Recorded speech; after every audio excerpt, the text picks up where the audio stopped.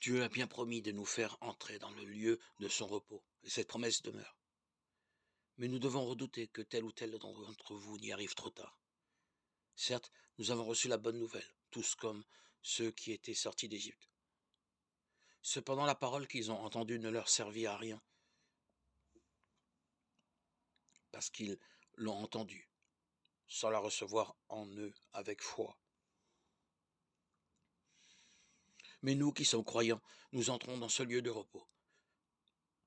Dieu dit en effet, dans ma colère, je l'ai juré, on verra bien s'ils entreront dans mon repos.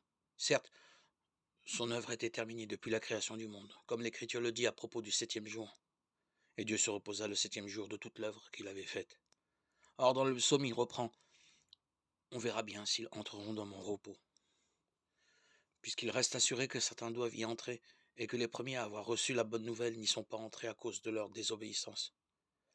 Il fixe de nouveau un jour, aujourd'hui, en disant bien longtemps, après, par le psaume de David, aujourd'hui, si vous entendez la voix du Seigneur, n'endurcissez pas votre cœur. Car si Josué leur avait donné le repos, David ne parlerait pas après cela d'un autre jour. Ainsi, un repos sabbatique reste assuré pour le peuple de Dieu, car celui qui est entré dans son repos s'est reposé lui aussi de son ouvrage, comme Dieu s'est reposé du sien. Efforçons-nous donc d'entrer dans ce repos, afin que plus personne ne tombe en suivant l'exemple de ceux qui ont désobéi. Lettre aux Hébreux 4, 1, 11.